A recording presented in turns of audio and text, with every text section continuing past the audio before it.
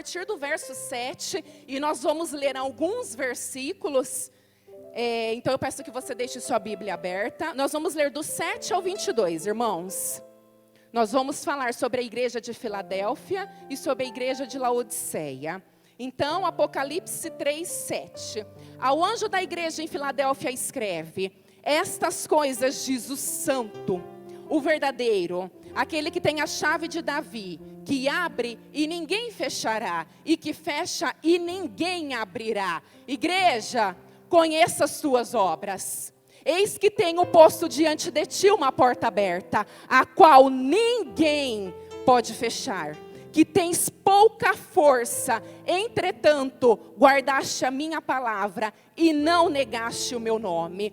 Eis, farei que alguns dos que são da sinagoga de Satanás, desses que a si mesmos se declaram judeus e não são, mas mentem, eis que os farei vir e prostrar-se aos teus pés, e conhecer que te amei. Verso 10, porque guardastes a minha palavra da perseverança, também eu te guardarei da hora da provação, que há de vir sobre o mundo inteiro, para experimentar os que habitam sobre a terra.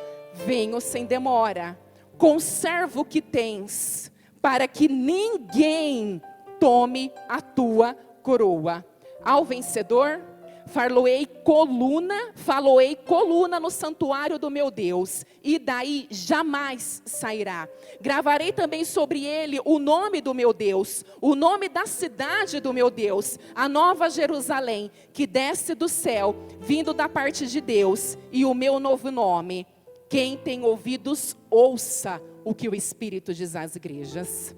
Agora, irmãos, verso de número 14. O que o Senhor da igreja diz para a igreja que está em Laodiceia? Ao anjo da igreja em Laodiceia escreve: estas coisas diz o Amém, a testemunha fiel e verdadeira, o princípio da criação de Deus. Conheça as tuas obras, que nem és frio, nem quente. Quem deras fosses frio ou quente. Assim, porque és morno, e nem és quente, nem frio, estou a ponto de vomitar-te da minha boca. Pois dizes: estou rico e abastado, e não preciso de coisa alguma, e nem sabes que tu és infeliz, sim, miserável, pobre, cego e nu. 18. Aconselho-te que de mim compres ouro refinado pelo fogo, para te enriqueceres, vestiduras brancas para te vestires, a fim de que não se manifeste a vergonha da tua nudez, e colírio para ungires os olhos, a fim de que vejas. Eu repreendo e disciplino a quantos amam. Sê, pois, zeloso e te arrepende. Eis que estou à porta e bato. Se alguém ouvir a minha voz e abrir a porta, entrarei em sua casa e cearei com ele e ele comigo. Para finalizar, 21 e 22. Ao vencedor dar-lhe-ei sentar-se comigo no meu trono, assim como também eu venci e me sentei com meu Pai no seu trono. Quem tem ouvidos, ouça o que o Espírito diz à igreja. Irmãos, vamos abaixar as cabeças, vamos orar. Pai, esta é a tua palavra, esta é a sagrada escritura, Senhor. É a palavra que o Senhor colocou no meu coração para trazer a tua igreja, Pai, a tua noiva, a tua amada, aos teus filhos, Pai, que o Senhor tanto zela e ama. Senhor, fala conosco, assim como o Senhor falou comigo, Pai, através dessa palavra, fala com a tua igreja, Senhor. Abre os nossos ouvidos, abre os nossos olhos, Pai. E assim como o pastor Adriano ministrou no início do culto, Pai, que possamos sair daqui muito melhor do que entramos, transformados, Pai, e transbordando na tua presença, em nome de Jesus. Aleluias. Queridos, o livro de Apocalipse, ele é um livro de Jesus e a sua amada, de Jesus e a sua noiva, de Jesus a sua igreja, aquela que ele cuida desde o princípio, que ele tem cuidado e que irá morar com ele. Quantos aqui ainda espera a segunda vinda de Cristo? Irmãos, Jesus. Quantos aqui ainda espera a segunda vinda de Cristo? Porque, irmão, se você não está esperando Maranata, ora vem Senhor Jesus, é uma perca de tempo. A nossa esperança é ir morar com o nosso dono, com o nosso Senhor, com Cristo, o dono da igreja. E nós vemos aqui então que Apocalipse é sobre Jesus e a sua igreja. Ele revela as coisas futuras. E através das Sagradas Escrituras, nós conseguimos saber o que é revelado, o que está nos esperando, o que nós podemos esperar, qual que é o futuro da igreja. Porque, irmãos, a realidade é que o mundo, eu já disse isso aqui algumas vezes, ele caminha assim para o caos. O mundo caminha, mas a igreja não. A igreja caminha para um futuro vitorioso e maravilhoso ao lado do seu Senhor e Salvador. Amém? Você crê nisso? Você acredita nisso? Esse livro, como todos sabem, ele é escrito por João, quando João estava exilado na ilha de Patmos, quando ele foi levado para a ilha de Patmos. E aqui nós podemos contemplar, irmãos, como desde o princípio, desde os primórdios, desde os primeiros cristãos, desde a igreja primitiva, como o nosso Senhor, Ele é maravilhoso e Ele ama transformar tragédias em vitórias. Tá difícil? Não tá fácil?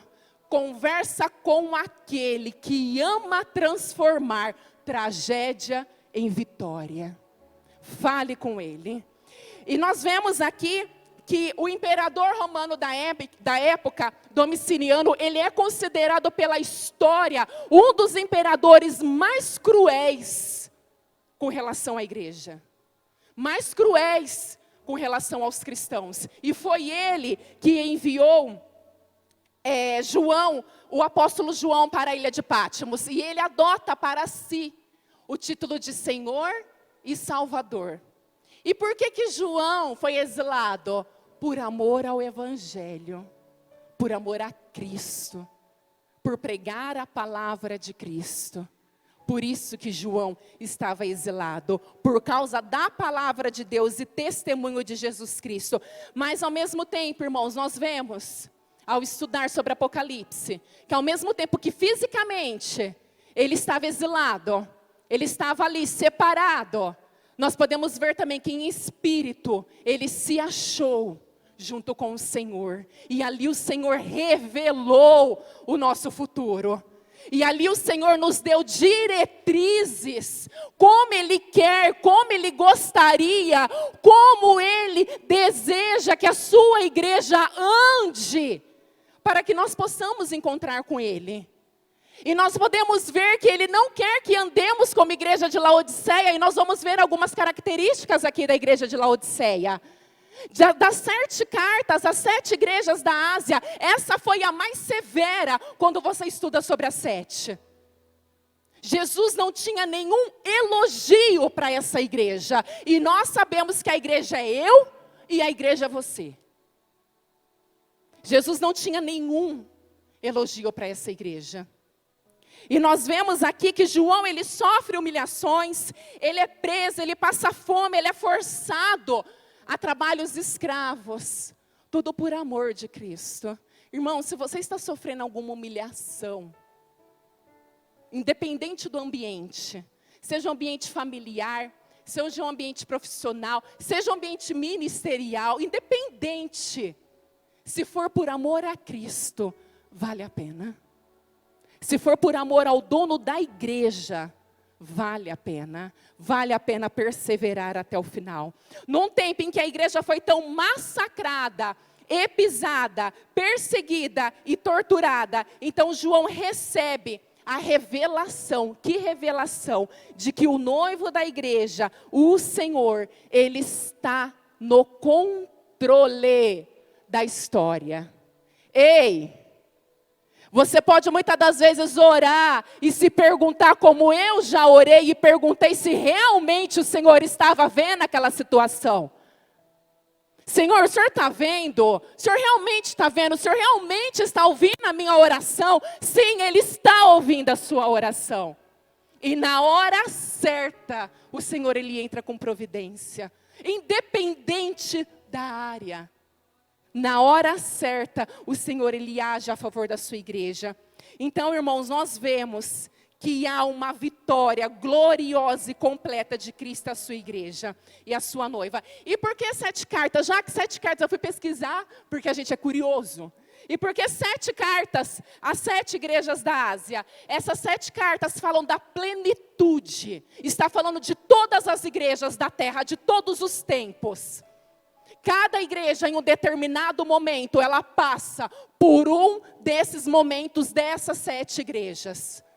Então não precisa ter 50 mil cartas a 50 mil igrejas, se tiver 50 mil igrejas na face da terra. Não, porque essas 7 cartas, elas falam da plenitude da igreja no total, em todos os tempos e em todos os momentos da sua igreja. Nós podemos ver que a atenção de Cristo está voltada para a sua noiva. E Ele vê, Ele exorta, Ele repreende e Ele ensina. E por que que ensina?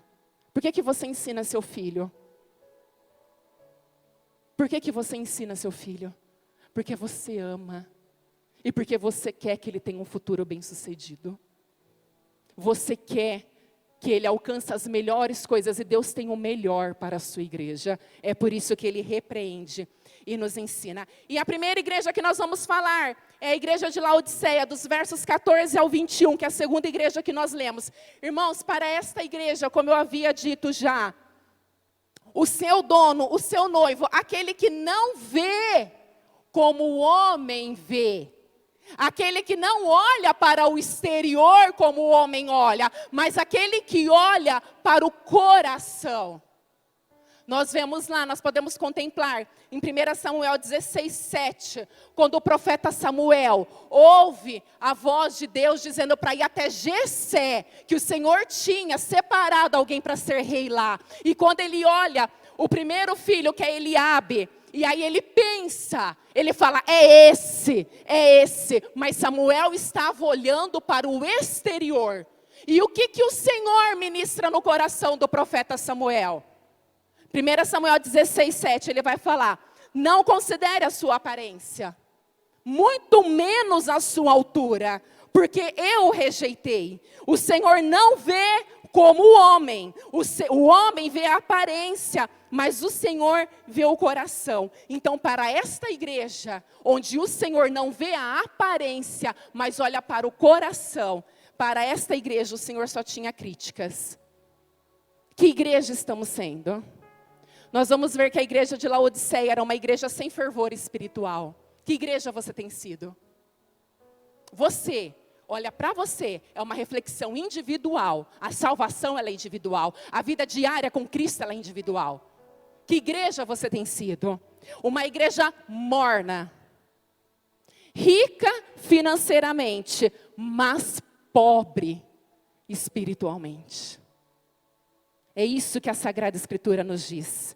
Considerava-se rica, autossuficiente, mas aos olhos do dono da igreja, ela era pobre e miserável. Verso 17. Que mais que nós aprendemos? Uma igreja que é exortada a se olhar na perspectiva de Cristo. E uma igreja que é exortada a se arrepender. Porque, irmãos, nós podemos ver que na igreja de Laodiceia, a única coisa boa era o olhar que ela tinha sobre ela mesma. E ainda era um olhar falso, errado. É isso que a Sagrada Escritura nos diz. Que mais que nós aprendemos? Que de todas, então, as cartas à igreja da Ásia, essa é a mais severa. Jesus, ele não faz nenhum elogio para essa igreja. Irmãos, eu estudando e terminando esse esboço, eu fiquei imaginando. Jesus não fazendo nenhum elogio no dia que Ele vier nos buscar, que Ele vier buscar eu. Pode ser amanhã que Jesus fala, já que chegou a tua hora. Jesus não fazendo nenhum elogio para nós. E eu escrevendo esse esboço e eu pedindo misericórdia para Deus, nos ajuda. Abra os nossos olhos. Quem tem ouvidos, ouça o que o Espírito diz à igreja. Nos ajuda, Senhor. Então nós vemos que a única coisa de boa nela era a sua própria opinião sobre ela mesma. E essa opinião era completamente falsa. Não tinha nenhuma verdade. Uma vez que ela era uma igreja que possuía muitos bens financeiros, muita influência, ela era uma igreja que podia influenciar a sociedade em que ela estava. Mas pelo contrário, ela era uma igreja apática, cética, morna, tanto faz, não se envolvia com as coisas espirituais, com o reino de Deus. Aonde você está, o Senhor te chamou para fazer a diferença e não para aceitar as coisas como elas são. Essa igreja, ela havia aceitado. Eles não tinham comprometimento, ela havia se conformado. O Senhor não nos chama para sermos conformados com esse mundo. Mas pelo contrário, o Senhor, Ele fala para nós renovarmos a nossa mente. Irmãos, essa precisa ser uma oração diária. Senhor, renova a minha mente. Nos ajuda nessa caminhada. Pessoas que se diziam cristãs, irmãos, mas sem compromisso com Deus e seu reino, que estavam prontos para se comprometer com o mundo.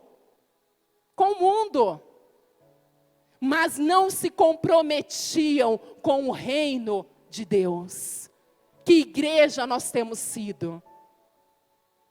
Que igreja você e eu temos sido?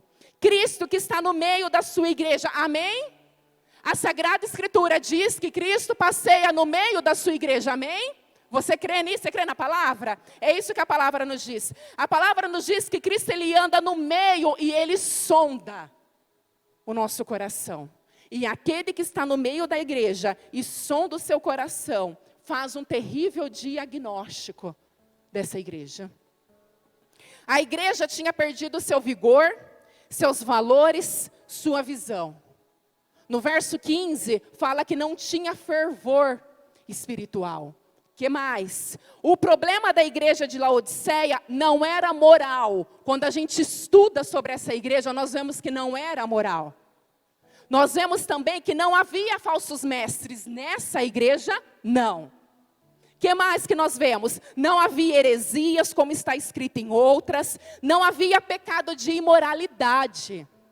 Também não havia. Porque, irmãos, fato é, quando a gente ouve falar que fulano está em pecado, a primeira coisa que você pensa, que é pecado o quê? Imoral. Primeira coisa. Quando tem um casal de noivo, ou namorado, que ainda não é casado, que você fala, fulano está em pecado. Você não acha que fulano mentiu, que fulano bateu em alguém, que fulano roubou. Quando eu falo que fulano está em pecado, o que você acha? Caiu. Fez o que não devia ter feito antes do casamento. Então a gente sempre acha que é para o lado da imoralidade. E aqui nós vamos ver que não. A carta mais severa era para a igreja que não tinha fervor espiritual. Era para a igreja morna. Era para a igreja que para ela... O que é uma pessoa cética? O que é uma pessoa apática, irmãos? Tanto faz, tanto fez. Não vou me envolver, não é comigo, é contigo. É com a igreja de Cristo. É com você sim. A vida espiritual dessa igreja, então, ela era morna, ela era indiferente, nauseante. A Sagrada Escritura vai nos dizer. Uma igreja acomodada. Então, nós vamos ver que não era heresia, mas era apatia. Ela era insensível e indiferente. Irmãos, 1 Coríntios 10, 12 diz que nós precisamos, nós que estamos de pé, cuidado para que você não caia. Nós precisamos cuidar da nossa vida espiritual, porque senão os dias passam. E quando a gente menos espera, somos nós que estamos mornos. indiferente com a obra de Deus, com Cristo e a sua igreja, indiferente com a segunda vinda de Cristo, até duvidando de que a segunda vinda é real. Qual igreja tem sido você? Jesus identificou que um crente morno, irmãos, é pior que um incrédulo frio.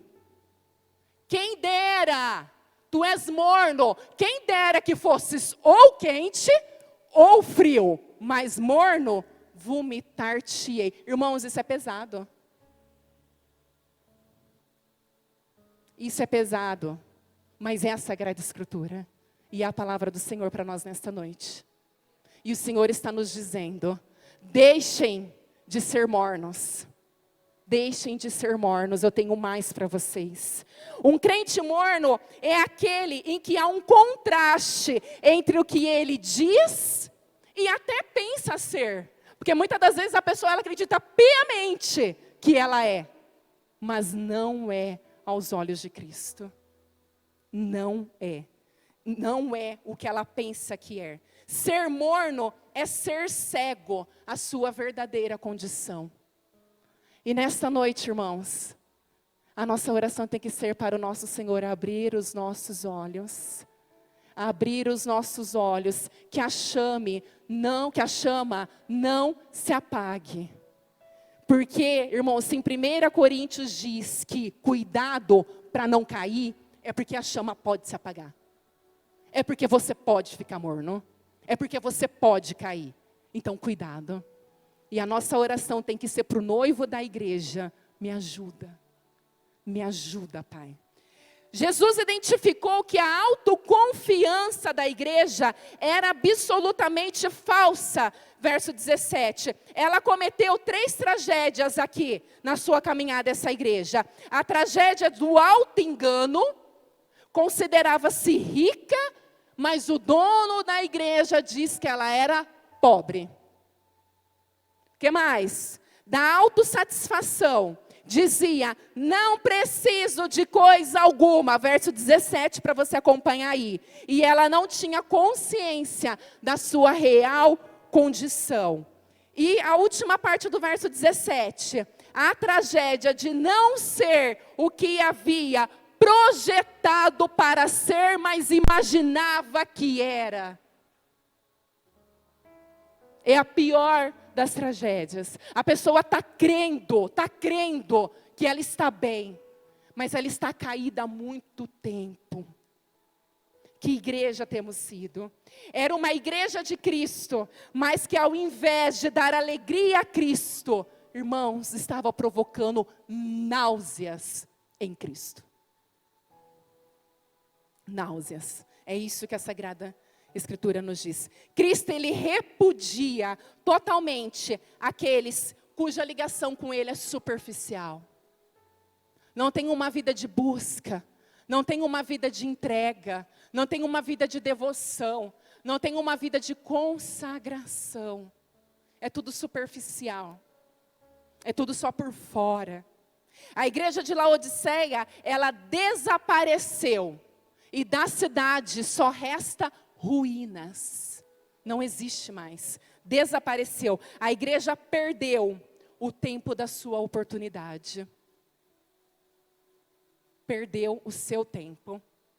O tempo que Cristo havia dado para ela. Segunda igreja, vamos caminhar. A igreja de Filadélfia, verso do 7 ao 13. Para esta igreja, Jesus só tinha elogios. Filadélfia, nós vamos ver que ela era uma das igrejas mais jovens. Quando a gente estuda sobre as 7 igrejas, nós vamos ver também que ela foi uma igreja que verdadeiramente ela prevaleceu, permaneceu em meio à tribulação. Quando a gente começa a estudar sobre essa cidade, os estudos vão nos dizer que é uma cidade onde havia muitos terremotos.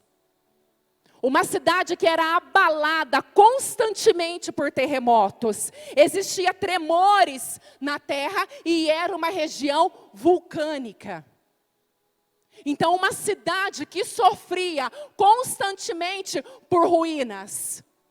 Mas é a cidade que não teve nenhuma crítica, porque ela prevaleceu, ela permaneceu. Quais são as características dessa igreja? Onde paredes rachadas e havia desabamentos eram coisas comuns. E devido a toda essa instabilidade, as pessoas dessa cidade viviam assustadas. E o que nós aprendemos com ela então? Que Jesus não apenas conhece a sua igreja, Ele se apresenta como a solução para o problema da igreja. Ei, Jesus não somente te conhece, mas Ele é a solução para os teus problemas. Jaque, mas você não conhece os meus problemas, você não sabe qual que é a área da minha vida que está doendo aqui dentro. Eu não conheço, não mesmo. Conheço só de quem compartilha comigo. Mas o dono da igreja conhece. Ele sabe onde dói. Ele sabe a ferida que está aberta. Ele conhece tuas dúvidas. Ele conhece os seus medos. Até as suas indagações. E quando você fala, pai, eu tenho certeza que não vai dar certo. Não tem como dar certo. Aí o pai olha e fala, filha, filho, eu sou a solução para os teus problemas. Ele é a solução para os problemas da igreja. É isso que nós aprendemos lendo as Sagradas Escrituras. Ou seja, Jesus, Ele não apenas te conhece, mas Ele se apresenta como a solução para todos os problemas. Pensa aí no problema que está te afligindo. Pensa aí no problema que chegou na tua família, ou na tua casa, ou no teu casamento, ou na tua vida financeira, eu não sei. Pensa aí. Pensa aí numa verdade que você descobriu. Irmãos, há 2 anos atrás, o João já tinha nascido. Foi revelado uma verdade para mim sobre a minha paternidade. Aquilo me abalou de uma forma tão grande. Tão grande. Foi um terremoto. Então pensa aí em algo que te abalou. Se a gente não estiver alicerçado no nosso dono, no nosso pai, no dono da igreja, a gente cai. Mas nós temos que cada dia mais crer que Ele está no controle. Para mim foi surpresa. Para Ele que me conhece e me formou desde o ventre da minha mãe, não. Para Ele não. E Ele já estava cuidando de tudo desde sempre. Para Ele não. Então Jesus no verso 7, Ele se apresenta como santo, como verdadeiro. Jesus, Ele não é a sombra da verdade, irmãos. De vez em quando Ele é verdade, de vez em quando Ele é mentira, não existe. Jesus, Ele é a essência, Ele é a pura verdade. Ele é o único caminho, não há outro. Jovem, não há outro. Não há outro caminho. Cuidado. O mundo, ele é aos nossos olhos, aos olhos humanos, coisa maravilhosa. Mas cuidado. Porque o Senhor conhece todo o fim, todo o final. Cuidado. O que mais que nós vamos aprender? Ele não é a cópia de Deus, mas Ele é o próprio Deus, confiável. Ele é o Deus verdadeiro, em quem nós podemos confiar. Verso 8, para uma igreja sem forças aos olhos do mundo, Jesus a parabeniza pela sua fidelidade. Se você entrou aqui na igreja hoje falando, pai, eu não consigo. Eu sou fraca. Olha para mim, não tem como. É isso aí mesmo. Você é mesmo. Você é. Não tem como mesmo. Você não pode mesmo. Não tem como você ir sozinho que você não vai conseguir. Isso é verdade. Mas nós temos um Deus que Ele entra em toda a nossa incapacidade com a sua plenitude, com o seu total controle e faz as coisas acontecerem. E faz as coisas acontecerem. Uma igreja com pouca força, uma igreja pequena, uma igreja que talvez dizia não tenho forças, uma igreja formada por cristãos pobres e escravos. Há controvérsia, irmão, com a igreja de Laodiceia, ricos financeiramente. Tinha toda a influência. estes pobres e escravos, sem nenhuma influência política e social, mas tinha o principal. Eles guardaram a palavra de Cristo e eles não negaram o nome de Cristo. E aí, a pergunta do Senhor: você tem guardado a minha palavra e você não tem negado o meu nome? Ou no seu dia a dia, com as tuas atitudes, você tem negado o meu nome? Como tem sido? Uma igreja pequena em tamanho e em força, mas grande em poder e fidelidade. Deus, na verdade, irmãos, nós sabemos disso. Ele escolhe os fracos. Ele escolhe aqueles que realmente não tem como, para confundir igrejas de Laodiceia, que acha que são, que acha que pode, mas que são pobres e nu, diante dos olhos do dono da igreja. O que mais que nós aprendemos? Que mesmo tendo pouca força, irmãos, como eu vibrei com essa parte, aleluias, Jesus, ele coloca diante dessa igreja uma porta aberta, e que ninguém pode fechar. Que porta você está precisando que o Senhor abra? E quando a gente fala de porta, a gente sempre acha que é emprego. Qual porta? Reconciliação, restauração, emocional. O que você precisa? O que você quer? O que você deseja que Cristo faça na sua vida? Que porta que você precisa que seja aberta? Que você quer que seja aberta? Nós vamos ver que o Senhor, ele coloca uma porta aberta diante dela. Você e eu podemos até ser fracos, somos mesmo, mas nosso Deus, ele tem toda a força, porque ele é onipotente. A Sagrada Escritura nos diz que ele é onipotente. A nossa força, irmãos, ela não vem de fora. Não vem. A nossa força, ela vem do alto. A nossa força, ela vem quando você dobra os seus joelhos. Irmãos, caminha com pessoas que te levam para mais perto de Cristo. Irmãos, de muitos convites que a gente recebe para ir tomar um café, para ir jantar e fazer um churrasco, enfim, de amigos. Eu recebi um convite há um mês atrás, que fazia muito tempo. Uma moça aqui da igreja, ela falou: Jaque, vamos entrar num propósito? Meu marido perguntou: quando que acaba esse propósito? Tempo indeterminado. Vamos ver até quando a gente aguenta. De orar todos os dias de madrugada. Ande com pessoas que te levam para mais perto de Cristo. Fazia um bom tempo que ninguém me chamava para orar de madrugada. Não que precisa chamar, não é isso, mas são convites. Ande com pessoas que te levam para mais perto de Cristo. E nós estamos nessa de orar todos os dias de madrugada. Ou ela me liga ou eu ligo para ela. Quem acorda primeiro? Geralmente é ela que me liga. É ela que acorda às 3 horas. Já que está aí, vamos orar então. É isso, irmãos. Porque muitas das vezes você não tem força, mas Deus coloca pessoas para andar contigo. Pessoas que são mais experientes em determinada área. E que você precisa. Ande com pessoas que te levam para mais perto de Cristo. Para uma igreja perseguida e odiada pelo mundo, Jesus diz que ela é amada. Verso 9. Que ela é amada. Nós somos a igreja amada de Cristo. Nós somos seus filhos e filhas amados. Sua noiva, sua vinha. E que Ele voltará, irmãos. Ele voltará para nos levar.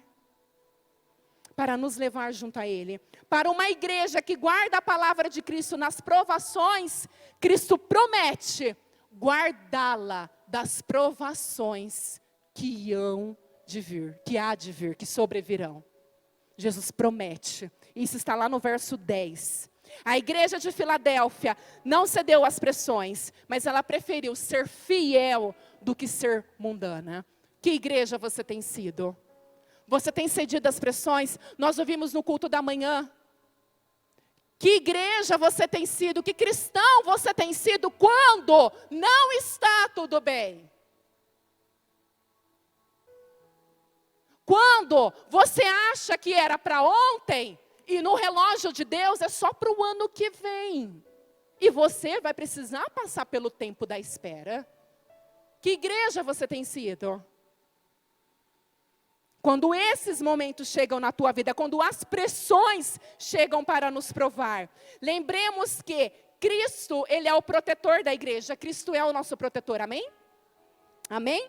As portas do inferno não prevalecerão contra a igreja, amém? Você crê nisso? Você crê que nós vamos avançar, e as portas do inferno não vai prevalecer? Porque é isso que as Sagradas Escrituras nos diz. Jesus não apenas conhece nossas fraquezas, mas coloca diante de nós uma grande oportunidade. E é claro que eu fui entender que grande oportunidade que é essa para trazer para vocês. É a porta, é a oportunidade da evangelização. O Senhor tem colocado diante de ti pessoas para você falar do amor dEle. E você tem falado? Ou você tem ficado com vergonha? Ou você tem pensado assim, não, eu não vou falar nada não, e Deus manda outra pessoa. O Senhor tem colocado uma grande porta diante de ti. E o que você tem feito com essas oportunidades? Nós vemos também que as angústias das pessoas são como um grito de socorro. Carentes do Evangelho. Irmãos, as pessoas estão gritando para ouvir uma palavra de esperança. As pessoas estão sem esperança. E aí? E aquele seu vizinho, aquela sua irmã, e aquela sua prima? E o seu filho? E os seus pais? O que você tem feito com essa oportunidade? E vou além. E a sua esposa? E o seu esposo? Você tem conseguido, de cara limpa, falar do amor de Deus para aquela pessoa que está todo dia ali contigo? Irmãos, igreja de Filadélfia não negou o amor de Cristo. Jesus, ele fala de uma porta, de uma oportunidade para pregar o Evangelho. E Jesus, ele não apenas conhece as nossas dificuldades, mas nos dá uma grande garantia, lá no verso 7, que Ele tem nas mãos toda a autoridade, que Ele tem as chaves. E nós vamos ver que Jesus não tem apenas as chaves da morte e do inferno, no capítulo 1 de Apocalipse, mas também a chave de Davi. E aqui está falando que ninguém pode entrar até que Cristo tenha aberto essa porta. Mas também ninguém pode entrar quando Ele fecha essa porta. E aqui o que Deus ministrou no meu coração foi que nós precisamos compreender a soberania de Cristo na realização dos tempos e das coisas sobre a nossa vida. Nós precisamos entender, queridos, que há portas abertas e há portas fechadas. Isso é fato. E quando Ele abre, ninguém vai fechar. Quando Ele fecha, ninguém vai abrir. Então, ao tentar entrar, quando a porta está fechada, para que você vai se machucar. E isso é insensatez. Se a porta está fechada, ora, espera. O que é a porta fechada na tua vida? Espera. Não seja insensato. Não queira se machucar. Mas também deixar de entrar quando a porta está aberta é ser desobediente. Se Ele abriu, vai. Obedece. Obedece o nosso Senhor. Ninguém pode deter, irmãos, um cristão quando ele entra pelas portas que o próprio Deus abriu. Amém? Amém? Qual é a porta que precisa ser aberta na sua vida? Permaneça firme, que Jesus, Ele prometeu uma recompensa e uma herança gloriosa. A herança que Ele prometeu para nós é grande. Irmãos, aqui a gente entende que a gente não precisa de nada de novo. Nada novo. A gente não precisa de nada que é novo. A gente precisa guardar o que a gente tem. Guardar o que a gente tem, para que ninguém roube a nossa coroa. É isso que o Senhor nos diz. Guarda o que você tem. Por mais que esteja doendo, por mais que você possa duvidar, por mais que você possa não compreender, Naquele momento que eu comentei com vocês, a minha oração era: Senhor, minha cabeça tá, eu não estou entendendo nada, os sentimentos estão, eu não estou entendendo. Mais de 30 anos, eu não estou entendendo, Pai. Às vezes você não precisa entender, você precisa crer. Creia. Creia que Ele está agindo. Creia que Ele está no controle, porque Ele está. Ele está agindo e está no controle. E para finalizarmos, irmãos, como nós dissemos, a primeira igreja de Laodiceia, ela desapareceu em ruínas. O que mais nós vemos? Que ela perdeu o tempo da sua oportunidade. Mas Cristo, Ele ama a sua igreja. E como que Ele vai finalizar essa carta para essa igreja? Lá no verso 18, Ele se apresenta como um mercador espiritual. Compre de mim ouro fino. O Senhor, Ele está aqui nessa noite. E Ele nos chama para comprarmos dEle poder, para comprarmos dEle a presença dEle, para nos achegarmos para mais perto dEle. Aconselho que compres de mim ouro refinado pelo fogo. A preciosa mercadoria que Jesus, Ele nos oferece é o reino do céu. É o seu reino, para mim e para a sua vida. A roupa que Cristo oferece são vestes de justiça e de santidade. Porque é isso que Ele requer de nós. O colírio que Cristo tem para os olhos da sua amada, são colírios para abrir o nosso discernimento. Vamos ficar em pé? Abrir o discernimento. Cristo nos chama para uma mudança divina, de vida. Ele nos disciplina e nos repreende porque nos ama. E nós precisamos ser zelosos com esse amor. Você tem sido zeloso com o amor de Cristo? Você tem sido zeloso com o amor de Cristo? Eu vou pedir que você feche os seus olhos e nós vamos orar. Eu não sei que tipo de igreja você tem sido. Eu não sei se você tem sido a igreja de Laodiceia. A igreja que está só nas aparências. E hoje o Senhor, Ele abre os seus olhos e Ele fala: filho, filha, compra de mim ouro refinado pelo fogo. Compra de mim porque você sabe que você não tem vivido uma vida na minha presença. Você sabe que você não tem vivido uma vida de santidade. Compra de mim, porque eu tenho o melhor para a minha igreja. E se você tem sido como a igreja de Filadélfia, uma igreja que, Pai, eu estou fraca. Pai, eu não consigo, Senhor, eu não consigo. Eu não quero, eu não vou, eu não consigo. E Deus diz: você consegue porque não é você.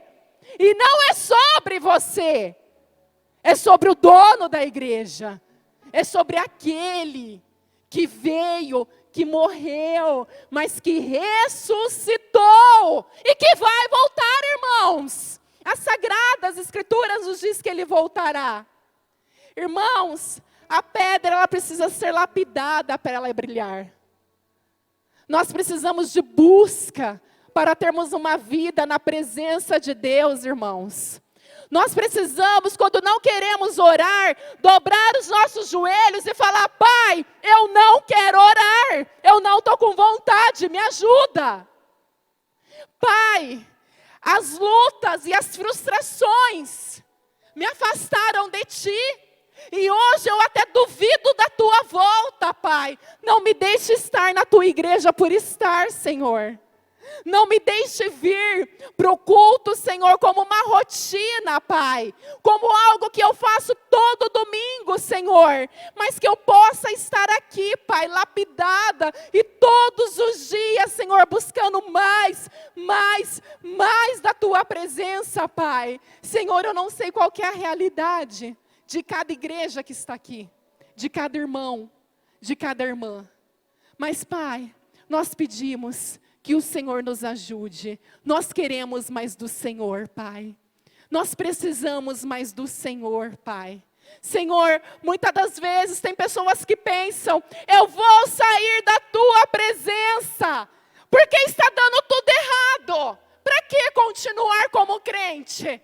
Para que continuar como cristão? Muitos pensam, Pai. Senhor, fortalece o fraco.